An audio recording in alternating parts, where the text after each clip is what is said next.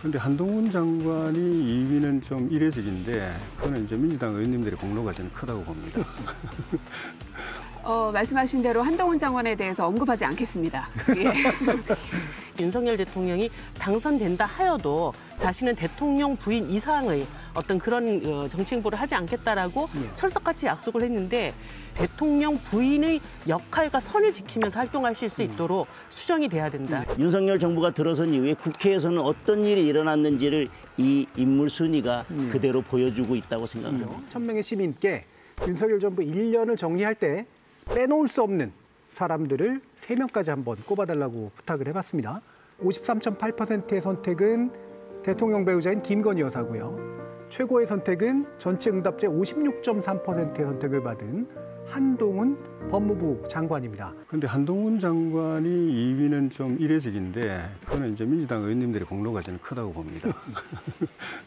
우리 본회의장에서 볼 때마다 그 한동훈 장관한테 이렇게 도발하지 말고 그냥 평범하게 질문 답변하면 되는데 어떻게든 한동훈을 어떻게 좀 깨보려고 덤벼들었다가 거꾸로 그냥 되치기 당하고 깨지니까 우리 보수층 지지자들은 그냥 속이 시원한 거죠. 한동훈 법무장관을 우리 보수의 또 유력한 또 후보로 만들어 주려고 민주당이 저러시나 하는 농담이 나올 정도로 그런 측면이 있는 것 같고 김건희 여사 같은 경우에는 똑같은 부분이 있는 것 같아요. 민주당이 정략적으로 너무 거의 우리식 표현을 하면 스토크 수준으로 막 그냥 이야기 되는 거 안 되는 거 다 끄집어내가지고 이슈를 시키니까 그 주목도 올라간 것 측면도 아닌나 그런 생각이 드네요.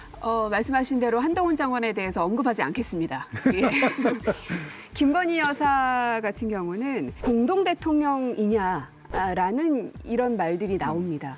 그러니까 이거를 너무 민감하게 감정적으로 받아들이시지 마시고 왜 이런 말들이 나올 수밖에 없는가.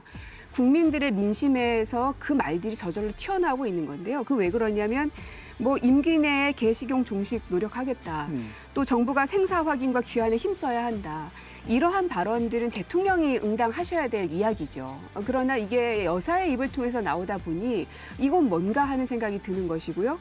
김건희 여사는 선출된 권력이 아닙니다. 그저 대통령의 부인일 뿐입니다.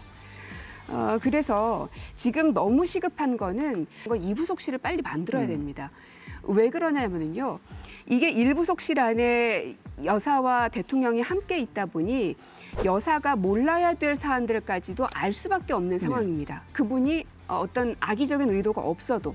그래서 김건희 여사에 대한 이 과도한 공격과 프레임에 대한 부담이 있으시다면 지금이라도 이부속실을 빨리 만들어야 대통령의 권한을 여사가 침범하는 행위에 대해서 막을 수가 있다. 저는 그때 생각이 납니다. 그 대통령 선거 시절에 김건희 여사가 그 당시 허위 이력 문제로 난리가 한번 나니까 국민들 앞에서 사과를 하면서 자신이 잘 보이고 싶어서 이렇게 허위 이력을 썼고 정말 철저하게 반성하고 있다. 그리고 앞으로 대통령으로 윤석열 대통령이 당선된다 하여도 자신은 대통령 부인 이상의 어떤 그런 정치 행보를 하지 않겠다라고 철석같이 약속을 했는데 최근에 이 도이치모터스 주가 조작 의혹 문제도 지금 완전히 해결돼 있지도 않은데 약간 선을 넘는 행위를 너무 많이 하고 계십니다. 그리고 그거를 직접적으로 국민들이 피부로 느끼는 거는 청와대 갤러리에 김건희 여사의 독자 사진들 이런 것들이 왜 자꾸 올라오는 것이며 대통령 부인으로서 도를 넘는 어떤 정책적인 발언들을 하시거나 그리고 대통령실로부터 직접적인 보고를 받는 이런 행위들이 이제 반복되어 가고 있다. 그래서 빨리 이것도 바로 잡아서 제2부속실 만들고 대통령 부인의 역할과 선을 지키면서 활동하실 수 있도록 그렇게 수정이 돼야 된다. 이런 여러 사법 리스크 때문에 그랬는지는 모르겠지만 민주당에서 무리해서 검수완박법을 통과시켰고 그것이 1위에 한동훈 장관, 3위에 이재명 대표가 있는 이유라고 생각합니다. 지금 1위, 3위, 7위, 8위 이런 부분들을 보면 결국은 야당의 사법 리스크 또 그 전 대통령의 여러 가지 새 공무원 피격 사건이나 문제됐던 또 그런 사법 리스크 이런 것들이 얽혀져서 지금 이 인물들 순위가 있는데 그것이 지금 윤석열 정부가 1년 동안 무엇을 했느냐도 문제가 되겠지만 윤석열 정부가 들어선 이후에 국회에서는 어떤 일이 일어났는지를 이 인물 순위가 그대로 보여주고 있다고 생각을 합니다.